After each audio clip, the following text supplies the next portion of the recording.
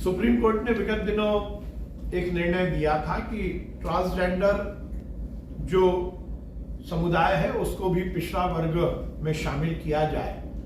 आज मंत्रिपरिषद ने यह निर्णय लिया है कि मध्य प्रदेश पिछड़ा वर्ग की सूची के क्रमांक 93 के उपरांत क्रमांक 94 में ट्रांसजेंडर को भी सम्मिलित किया जाए। मध्य प्रदेश में हम मोटे अनाज के उत्पादन और उसकी जागरूकता के लिए अगले 2 वर्षों में वृहद रूप से कार्य करेंगे और इस मिशन के लिए अलग से लगभग 2325 लाख रुपए का प्रावधान भी रखा गया है, जो कि किसानों को बीज उपलब्धता के लिए, जन जागरण के लिए, यदि कोई वैल्यू एडिशन इन मोटे अनाज का करता है तो उसके लिए भी आर्थिक मदद सरकार की ओर हो सके, इसके लिए आज इस मिशन की घोषणा की गई और इसका अनुमोदन मंत्रिपरिषद में हुआ है।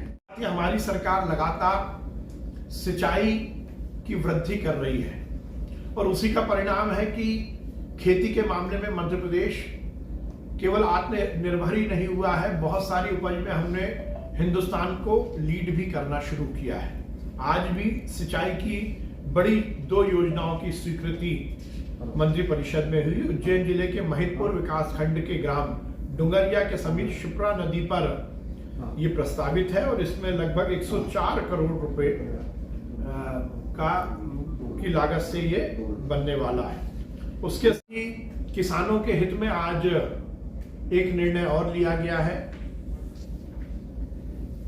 गेहूं जो कि अनुसूचित कृषि उपज में इंगित है, उसके एक्सपोर्ट के लिए यदि किसान मंडी शुल्क देते हैं तो उसकी प्रतिपूर्ति का प्रावधान आज की मंत्रिपरिषद में निर्णय लिया गया है कि ज्यादा से ज्यादा लोगों में लोकप्रियता हो। उसके लिए आज माननीय मुख्यमंत्री जी ने इस बात के भी निर्देश दिए हैं कि सरकारी कार्यक्रमों में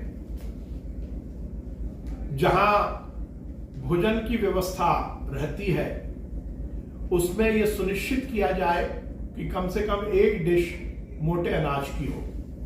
माननीय मुख्यमंत्री जी ने यह भी निर्देश दिया है कि मिड डे मील में हफ्ते में 1 दिन क्या बच्चों को भी मोटे अनाज का भोजन उपलब्ध कराया जा सकता है, इस पॉसिबिलिटी पर भी विचार किया जाए। हॉस्टल्स में भी हफ्ते में 1 दिन मोटे अनाज।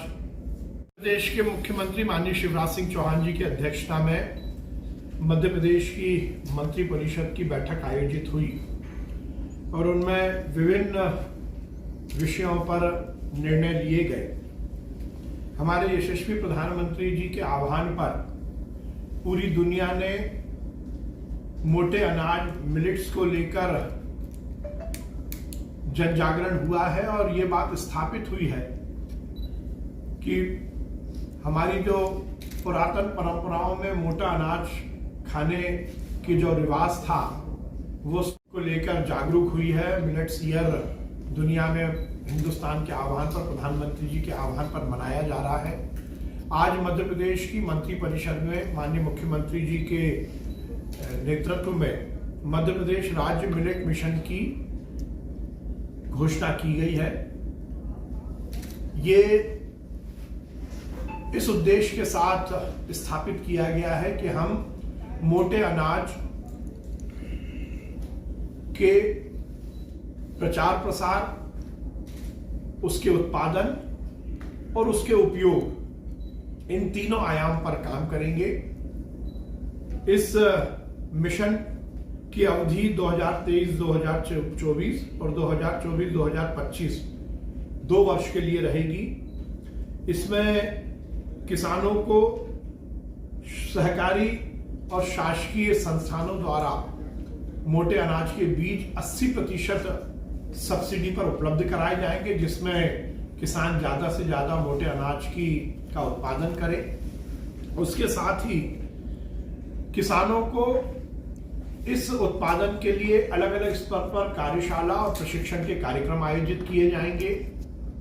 मोटे अनाज के वैल्यू एडिशन के लिए सरकार अलग से जन जागरण करेगी और ये सुनिश्चित करेगी कि मोटे अनाज जो किसान उत्पादित करते हैं उन्हें बड़े स्तर पर उसका आर्थिक लाभ भी मिल सके।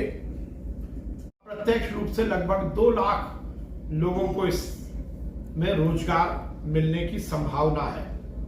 भारत पेट्रोलियम कॉरपोरेशन ने सरकार से कुछ रियायतें मांगी थी। माननीय मुख्यमंत्री जी के नेतृत्व में हम निवेश को लेकर बहुत सजग हैं।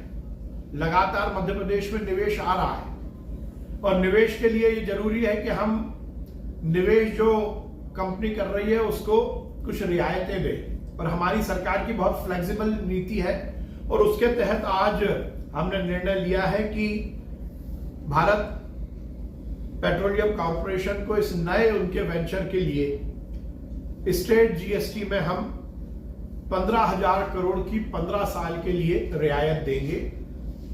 उसके साथ ही उनको हम 500 करोड़ रुपए का इंटरेस्ट फ्री लोन उपलब्ध कराएंगे और उसके साथ साथ उन्होंने बिजली में 1 रुपए पर यूनिट की रियायत मांगी है, उसको भी आज हमारी निवेश संवर्धन समिति ने अप्रूव किया है। ये मध्य प्रदेश के लिए बहुत प्रसन्नता की बात है कि माननीय शिवराज सिंह चौहान जी के नेतृत्व में मध्य प्रदेश के इतिहास का सबसे बड़ा इन्वेस्टमेंट भारत पेट्रोलियम कॉर्पोरेशन के माध्यम से बीना रिफाइनरी में आ रहा है। विगत वर्ष ग्रीष्मकालिक मूंग,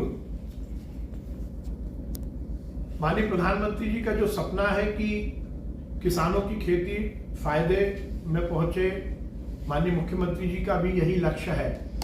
मध्य प्रदेश इस बात को लेकर अग्रणी है कि हम तीसरी फसल के रूप में ग्रीष्मकालीन मूंग का बड़ा उत्पादन करते हैं और देश भर की ग्रीष्मकालीन मूंग की 40% उत्पादन मध्य प्रदेश में होता है। विगत वर्ष जो मध्य प्रदेश में ग्रीष्मकालीन मूंग का उत्पादन हुआ था उसकी उपार्जन मार्कफेड द्वारा किया गया था, पर मार्कफेड से केवल 25% मूंग केंद्र सरकार द्वारा ली गई। बाकी 75% मूंग का विक्रय मार्कफेड द्वारा किया गया और उसमें किसानों के हित में, क्योंकि किसानों को अधिक लाभ मिल सके, उचित दाम मिल सके, इसलिए सरकार ने यह निश्चित किया था कि किसानों को ज्यादा से ज्यादा फायदा मिले। उस निर्णय के कारण मार्कफेड को जो आर्थिक हानि हुई है उसकी प्रतिपूर्ति सरकार द्वारा मार्कफेड को की गई है, जो किसानों के हित में एक सरकार का बड़ा निर्णय है। टिकटोली डिस्ट्रीब्यूटरी परियोजना के पुनरीक्षित प्रशासकीय स्वीकृति भी आज के मंत्रिपरिषद में दिया गया है। आज मध्य प्रदेश, आज का दिन भी मध्य प्रदेश के इतिहास में अभी तक के सबसे बड़े इन्वेस्टमेंट के रूप में स्थापित हो रहा है। मुझे ये बताते हुए बहुत प्रसन्नता है कि आज मध्य प्रदेश की हमारी निवेश संवर्धन सब कमेटी जो कैबिनेट की है उसकी बैठक में माननीय मुख्यमंत्री जी की अध्यक्षता में ये निर्णय लिया गया है कि हम मैसर्स भारत पेट्रोलियम कॉर्पोरेशन को मध्य प्रदेश में अभी तक के सबसे बड़े इन्वेस्टमेंट के लिए बड़ी रियायतें देने का हमने निर्णय लिया है। बिना रिफाइनरी के कैंपस में ही भारत पेट्रोलियम कॉर्पोरेशन अपना एक विस्तारित प्लांट प्रस्तावित कर रहा है, जिसमें लगभग 45,000 से 50,000 करोड़ रुपए का इन्वेस्टमेंट मध्य प्रदेश में आने वाला है। यह मध्य प्रदेश के इतिहास का सबसे बड़ा इन्वेस्टमेंट होगा।